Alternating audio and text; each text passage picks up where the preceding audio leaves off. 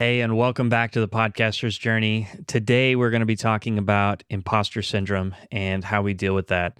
A few episodes back, I got the opportunity to talk briefly with Anthony about this topic, and I've been thinking about it since then and how he described it kind of as a dance with imposter syndrome. We've kind of typically think of it as something to kill and to get rid of, but as I've been thinking about it from that conversation with Anthony, it's deeply impressed me, and I wanted to have a conversation with you about it today. So, by the end of today, I'm hoping that I can help you feel a little bit more comfortable in your skin and not feel so much self doubt in your journey, and hoping that you can just identify this imposter syndrome in your life, reframe those negative thoughts, and use those doubts as fuel for your creative journey. So let's dive into it.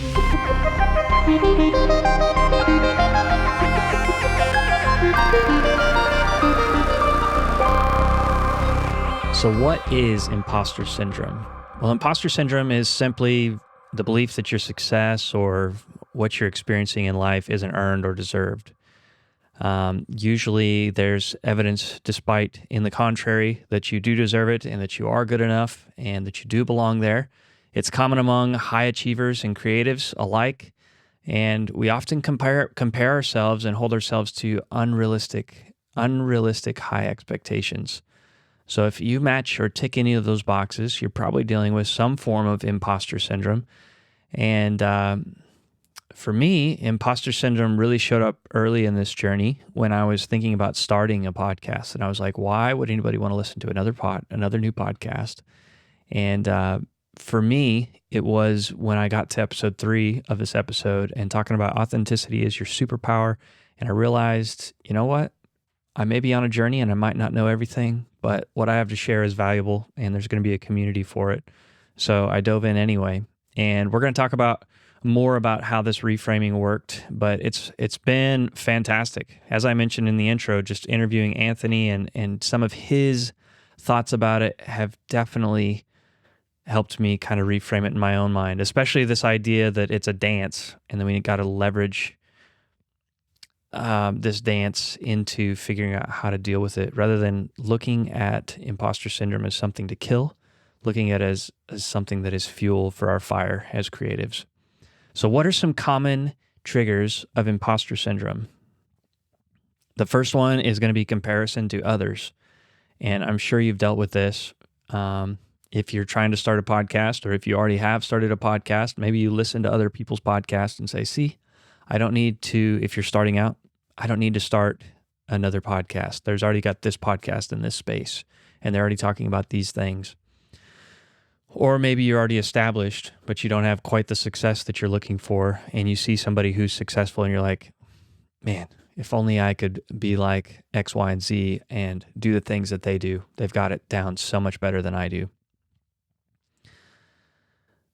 But honestly, guys, we honestly don't see regularly the work that goes into a lot of these other creators and what they're doing to arrive where they're at. And we're not in their head to hear the thoughts that they're having that are probably honestly similar to the thoughts you're having and comparing themselves to somebody else who's further along in their journey. Remember, this is a journey. It's not a destination that we're going to arrive at someday. We're transforming ourselves into somebody new along this journey. And so enjoy the ride, enjoy the journey, and don't compare yourself to others. That's what I would say. Fear of failure is another common trigger of imposter syndrome, and I believe this is probably my number one trigger. The fear of failing in public just really paralyzes me, or even the fear of failing maybe in a more private setting. As I shared, I did a whole episode on keeping somebody out of my podcast cohort initially because I was like, you know what? I'm worried about failing in front of this person. All that to say, don't be worried don't be hung up on the fear of failure. Allow yourself to let go of the fear and embrace the possibility. As I've been going through the podcast cohort, I've seen this manifest a little bit in the first week where I was trying to really think out all the details of the whole cohort and what could possibly happen in there, and try to have everything so that there's no awkward moments, there's no awkward pauses. Just think through the whole thing before it started. And that creates a really rigid kind of place. And as I've been thinking about my own journey as an artist and a performer, being willing, instead of trying to have all the details worked out, go into a performance with open hands and don't be afraid of failure. Don't look at it as win or lose. Look at it as an opportunity to share with people and trying to rewrite that trigger in my own head. So hopefully that sharing there about the fear of failure and that trigger can help you a little bit in how you deal with that trigger. The last one is another one that I battle with, and it's perfectionism. I do believe that I've gotten a little bit better at dealing with this trigger in my own life, thankfully. When we set these unrealistically high standards, anything less than perfect just doesn't seem to cut it. But what I've been really working to implement and to add to my life over the last, probably honestly, 3 years since being married to my wife, she's been really instrumental in helping me kind of instill this mindset in myself, is done is better than perfect. Honestly, guys, if we can get a project to 80% of the way there and let it go and continue to practice and reiterate, pretty soon that 80% is going to surpass what our 100% used to be. And the effort it takes to get that last 20% really just is not worth it. It's better to put in a lot of reps and get a lot of practice. So done is better than perfect. Just keep it going. And okay, all right. So let's talk about a framework for you to be able to combat imposter syndrome. Okay, this is a 5-step a 5-step process for you guys that I hope is going to be beneficial for you to be able to overcome some of this imposter syndrome as you deal with it. Step 1 is going to be to recognize and name what you're dealing with. If we can recognize what we're dealing with and put a name on it, it's a lot easier for us to recognize that it's having power over us and that, maybe it's not exactly true or realistic. And it holds out that self-doubt, and it also helps us realize that these are just thoughts and not facts that we're dealing with. Sometimes there might be some facts mixed in there, but we can also, understand, like Anthony was talking about, figuring out how to change that and use it as a tool for growth, which leads us into step 2, reframe those negative thoughts. So as you're recognizing and naming those thoughts and maybe even some facts, reframe how you think about them. For me as a musician, I've got a performance coming up this weekend. I've been a little bit nervous because I haven't been able to put in the practice that I've wanted to, but reframing that from, man, I'm just going to totally suck and fail because I haven't put in the practice that I want, to, what, I've been doing this long enough that, even though I didn't get the practice I wanted to this week, we're going to be okay. And at the end of the day, I'm going in there with a heart that wants to share music and share art with these people. And so I really don't have a lot to worry about. This is a song that I've known for several years. It's not something brand new. So I can reframe those thoughts. So recognize and name it, step 1. Step 2, reframe those negative thoughts and put them in their place. Anthony talked about it in this way when he's talking about, and I quote, "It's not about fighting with the imposter syndrome. It's about learning to dance with it." And I just love that analogy. I've been playing quite a bit of racquetball with my dad lately. And when we started, it's just a small side tangent. When we started, I would rush around the court trying to get the ball hit back as fast as I could and try to make all these plays. And now that we've been playing for a month or two together, I've been able to slow down my mind a lot and not be in a big rush and be trying to, probably perfectionism really. We're trying to control the whole situation and make sure that I come out on top. I've been able to learn to dance with it a lot more. And so just learning to relax and learning to let time slow down and not be holding such a tight fist on everything. Doesn't totally resonate with what we're talking about, but I felt it was necessary to share here in reframing and figuring out how to dance with that sort of stuff. It's really impactful for me, and I hope it has been for you guys as well. So step 3 is going to be focusing on our progress and not on perfection.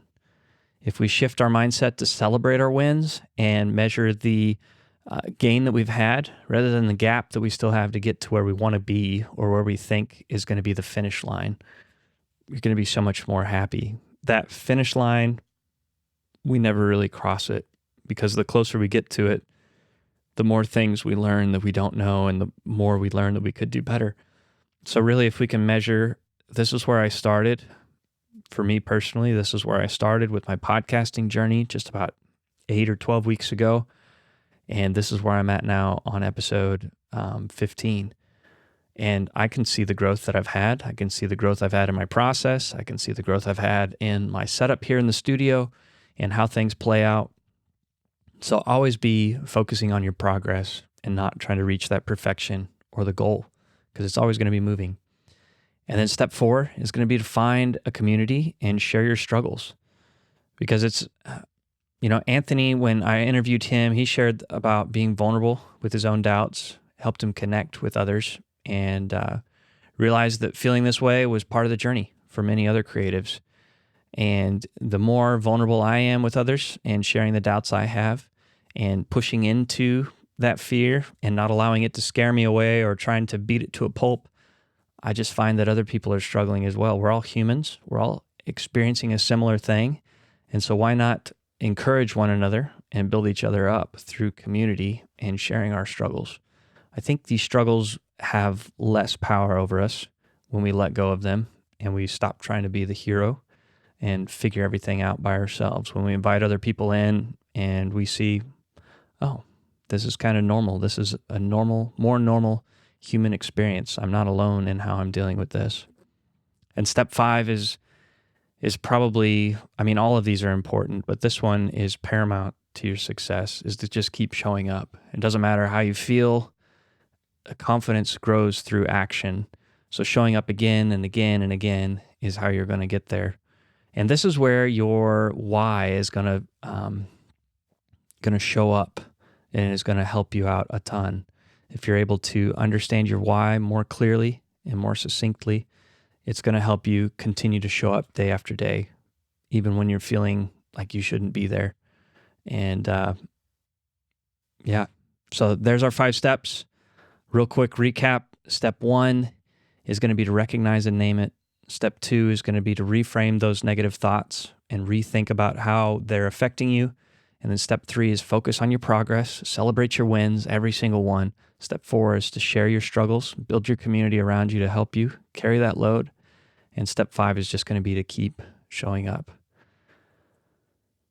So I want to share a quick story of overcoming self-doubt and imposter syndrome.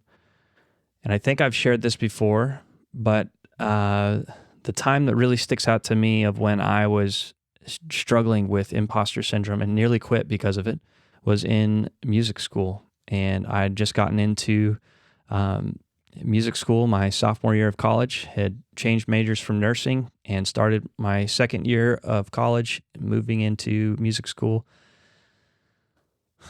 And I remember every Friday, we had a performance class with my piano professor. It was a great time because I got to listen to all my colleagues share their music, and I had some fantastic colleagues who could really play the piano, really just light it up, man. And I always enjoyed listening to all my colleagues and all the work that they were putting in. But I remember that first semester we were meeting there together, and my professor would give us feedback after we played in front of the whole class, and he would invite the rest of the class to provide feedback as well. And I just remember, I remember just being blown away by the ability of a lot of my colleagues, number one, and then number two, just feeling like I had nothing to add to the conversation and just feeling like I don't belong here, frankly. These guys have been practicing and studying with people at the collegiate level for far longer than I have. I can barely sight read music. I had studied the Suzuki method and had never really taken the time to actually learn how to count or how to actively read music. I was an illiterate musician. I could play by ear, but not very great. Like, playing by ear wasn't my gift either. So I kind of hung in the middle of this, not really being able to play by ear really well and not really being able to read music hardly at all. And it got to a point probably midway through the semester where I was like, and practice was difficult too, because I never had a good practice routine. I'd always been talented enough in the circles that I was in previous to this to just kind of get by with cramming and living life with, everything on fire and just doing putting out the largest fire the night before it had to be put out. And I'd gotten by that way. And so probably halfway through the semester, dealing with all of this in the performance class and feeling out of loop, and then also struggling to even figure out how to get a practice routine and how to regularly and consistently make practice deposits, I was just like, you know what? I think I need to quit. I don't belong here. This is not my place. I thought this is what I wanted to do, but it's not my place. And I don't know where I got the idea. I wish I did, because I'm sure I need to credit somebody here for this thought. It could have been my piano professor. I don't think I was transparent or vulnerable with him to share with him how I was feeling. But somewhere along the lines, I got this idea that I'm going to just stick it out for 1 year, 1 calendar year from now. And if I am not feeling a lot better about where I'm at and feeling more accomplished in my ability and my sight reading and my music, then I can quit. And then I'll move on to something else and figure out where I need to go from there. So I put my nose down to the grindstone and figured out how to practice, figured out how to make it more than, 30 minutes or 15 actually without falling asleep at the piano and being bored out of my mind. And, after a year came and went, I honestly wasn't at a place where I was comparable to my colleagues in what they were playing, but I had figured out how to practice, and I did feel like I was making progress. And I started to feel like, I just got to put myself out there and put contributions in with the group. And things started to get better for me. And I'm so glad that I stuck it out, and I'm so glad that I followed through. That experience they're fond memories for me to look back on going through music school. So all that to say, guys, I just want to encourage you that when you're feeling like imposter syndrome is closing in around you and you just feel like quitting or giving up, hold on to your why, hold on to your community, stick it out, and see it through. Don't let those things extinguish your story and extinguish that journey for you. If you want to make a choice and do something different that's educated and that's thought out, by all means, go ahead. But please don't let imposter syndrome kill the journey that you're on and the dreams that you're trying to build. Continue on. That's basically it. Continue the dance and figure out how to dance with this imposter syndrome. So that's pretty much it for this week, guys. I want to leave you with a couple questions to reflect on. What areas of your life or work make you feel like an imposter? And I want you to think on that this week. And what evidence do you have that counters those doubts? So I want you to take those 2 questions this week, mull them over, maybe go for a walk and think about them. Go to some place that you like to think and mull these questions over to help kind of get a better picture of how you can overcome this imposter syndrome. And maybe you're doing something totally new like I was in music school where I really didn't belong. I really hadn't put in the work. I had the talent, but I hadn't done any work to be there, really. I'd done some work. I will take that back. I'd done some work to pass my audition to get in, but as far as the work put in that my colleagues had done up to that point compared to what I had done, I hadn't done a fraction of what they had done to get there. So maybe some of those doubts are founded in reality, and I'm just here to say that's okay. But don't give up because of those. If it's something you really want to do, find a way around it and find a community to support you and put your nose down and work hard, because that's what it takes. That's really what it takes, guys. All right. So take those questions, and I want to challenge you guys to challenge your imposter syndrome this week. Whether it's sharing, your first episode, or maybe it's being vulnerable in your next episode about something you've always kind of shied away from. Or maybe it's, making a phone call to have a conversation. I don't know what that looks like for you guys, but it's probably already tugging at you and you already know what it is. So just be encouraged. If there's anything I can do, please email me. I'd love to have a conversation with you, and, I'd I do want to offer, I've got 25 minutes that I offer for free as a brainstorming session for podcasters. There'll be a link in the description. You can go find my calendar there and book a time with me. More than happy to talk with you and help you. So reach out, and until next time, happy podcasting, guys.